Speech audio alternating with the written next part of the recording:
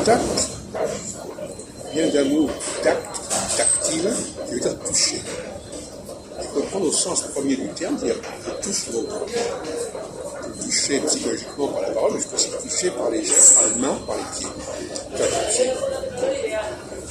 Et les homosexuels, les gens qui sont des gens qui sont masculins, ils sont bloqués au niveau du toucher. Ils ne touchent pas, ne touche pas, ne touche pas tes mains. Et ça peut compromettre complètement la vie sexuelle d'une personne de refuser le rapport avec l'autre sexe.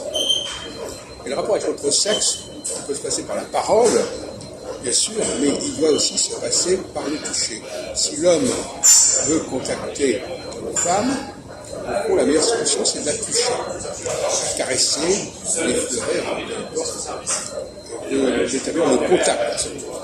Et on voit aujourd'hui que, alors que l'on considère qu'on peut tout à fait parler à l'autre, devant l'autre, sans aucun souci, l'idée que l'autre nous touche peut sembler scandaleux.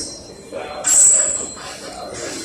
faut un consentement, il faut que ce soit expliqué, explicité oralement, attention, je vais vous toucher.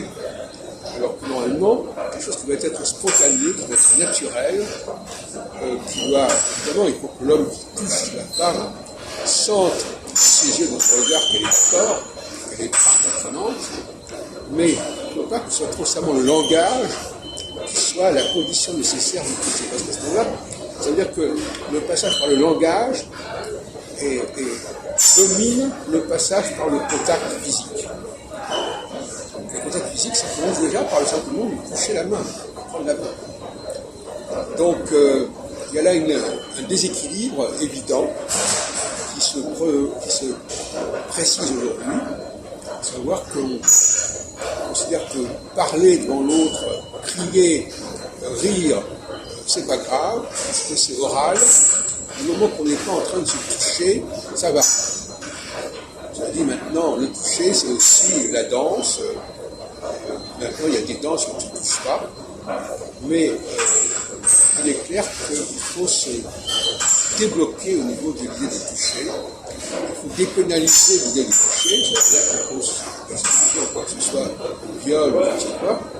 De toute façon, quelqu'un qui ne connaît pas, qui ne perçoit pas l'autre, va avoir des gestes inappropriés. Effectivement, il faut savoir à quel moment on peut faire les choses, avec qui on peut faire les choses. Et si on ne sait pas faire, évidemment, eh bien, on va s'apercevoir qu'en effet, le toucher ne sera pas accepté, ne sera pas toléré, parce qu'il n'est pas pertinent au moment où il se produit. Donc, il y a une pertinence du toucher, comme il y a une pertinence de la parole.